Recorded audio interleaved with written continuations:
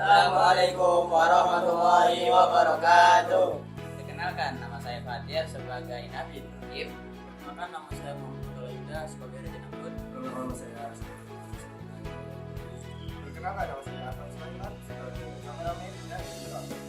Perkenalkan, nama saya Nazar Mana sebagai narator. Kami akan membuat drama cerita tentang kisah Nabi Ibrahim alaihissalam. Tonton ya.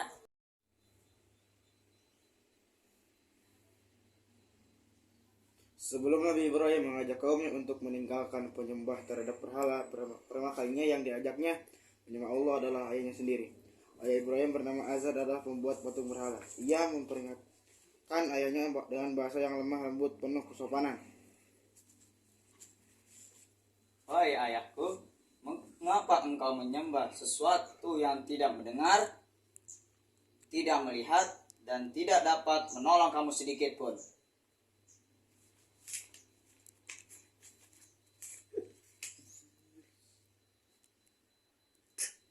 Wahai ayahku, jangan engkau menyembah setan.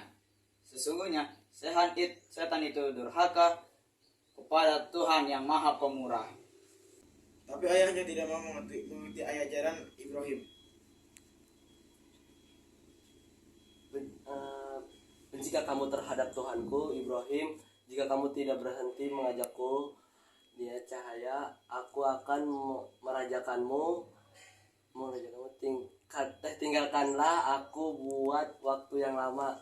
Karena ayahnya tidak mau mengikuti ajakan, dia hanya berkata, Semoga keselamatan dan limpah kepadamu. Aku akan memintakan ampun bagimu kepada Tuhanku. doa atau permohonan Nabi Ibrahim untuk ayahnya tidak lain adalah karena kasih sayangnya selaku anak kepada ayahnya. Namun setelah Allah menerangkan bahwa ayah Ibrahim adalah musuh Allah, maka Ibrahim berlepas diri daripadanya. Adalah seorang cerdas dan ahli logika serta strategi yang ulung. Ia ingin berdialog dengan Raja Namrud di hadapan orang banyak. Caranya ia hancurkan lebih dahulu bara-bara yang menjadi sesembahan Raja Namrud dan rakyatnya. Hal itu ia lakukan ketika sang raja dan semua rakyat sedang berusaha raya dengan berburu di tengah hutan.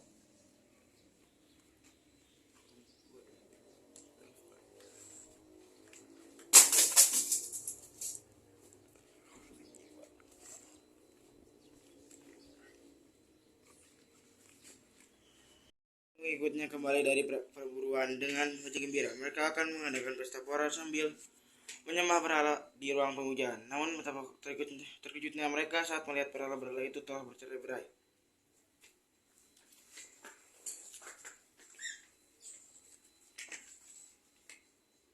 Kurang ajar! Siapa yang telah menghancurkan berhala-berhala kita? Tidak seorang pun menjawab. Namun ada seorang saksi yang lihat bahwa hanya Ibrahim saja yang tidak ikut berburu ke hutan dengan alasan perut sakit.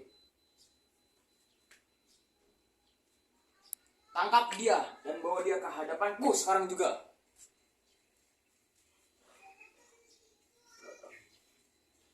Berita Raja Namrud, Ibrahim bukan ditangkap darinya karena hanya ia seorang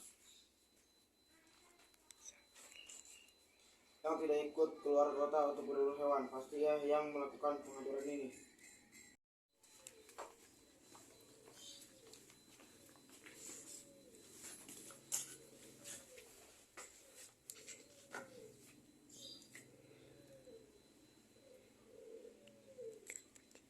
Apakah kamu yang menghancurkan berhala-berhala itu? Bukan, wahai Raja Namrud. Ibrahim, cukup banyak yang menunjukkan bahwa kaulah pelakunya. Tak usah mungkir. Bukan aku. Baiklah Raja Namrud, saya punya pikiran, kamu juga punya pikiran. Kalau mau mencari siapa pelaku hancuran berhala-berhala itu, maka tanyakanlah kepada berhala yang warna biru itu.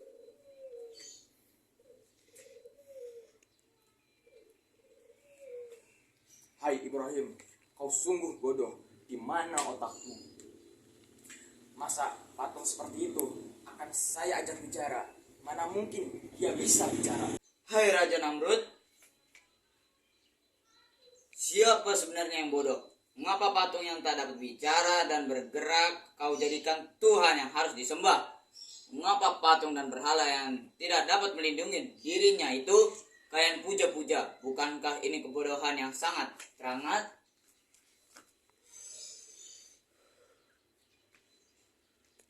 Raja Namrud dan pengikutnya terdiam mendengar jawaban Ibrahim itu. Sebagian masyarakat yang akalnya sehat membenarkan ucapan Nabi Ibrahim itu, namun mana berani mereka angkat bicara. Sementara Raja Namrud dan pengikutnya tidak dapat membantah. Hanya amarah yang timbul di hatinya, dan langsung Raja Namrud memerintahkan Ibrahim untuk ditangkap dan diikat. Hukuman yang pantas untuk diberikan kepadanya. Bakar sampai dia mati. Kayu-kayu segera dikumpulkan, Ibrahim diletakkan di atasnya dalam keadaan terikat, kemudian dibakarlah ia hingga kayu yang bertumbuk-tumbuk itu habis. Raja Namrud dan rakyatnya mengira Ibrahim akan hangus menjadi abu, namun setelah api itu padam, Ibrahim masih segar bugar. Itulah mukjizat Nabi Ibrahim, tidak dibakar. Sudah Nabi Ibrahim dibakar tidak mati sebenarnya. Banyak rakyat yang mau mengikuti ajarannya, tapi karena takut pada ancaman Raja Namrud, maka mereka masih banyak yang kafir. Nabi Ibrahim pun meneruskan dakwahnya untuk mengajak manusianya menyembah Allah. Hal ini membuat murka Raja Namrud. Suatu hari Nabi Ibrahim dipanggil menghadap ke istana Raja Namrud. Pengawal, panggil dia ke sini.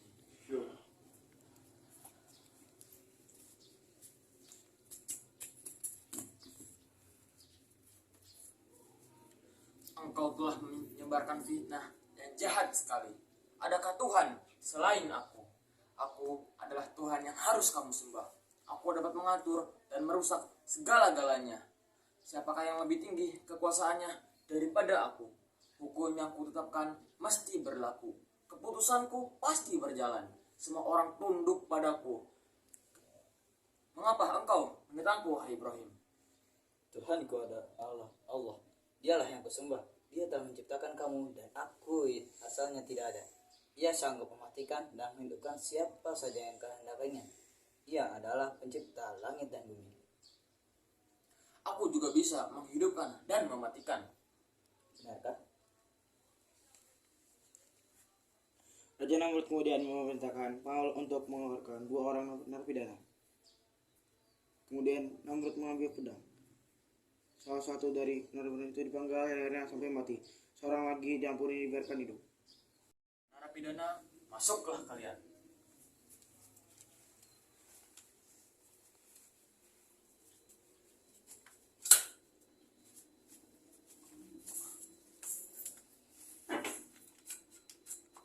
Dan kau kembali ke selmu.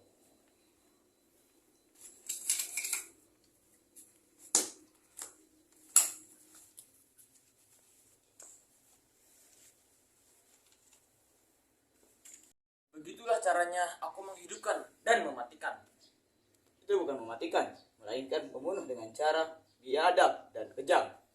Tuhanku bisa menjalankan matahari dari timur ke barat. Jika engkau memang berkuasa Namrud, cobalah kau jalankan matahari itu dari barat ke timur. Namrud terbungkam tak bisa berbicara. Tantangan Nabi Ibrahim benar-benar membuatnya keok. Tidak bisa membantah lagi. Ia benar-benar telah dijatuhkan oleh kecerdasan akal Nabi Ibrahim. Sejak saat itu Namrud menganggap Ibrahim sebagai musuh besar.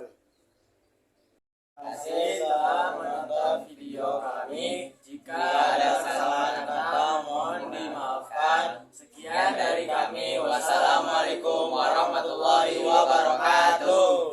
Yo guys.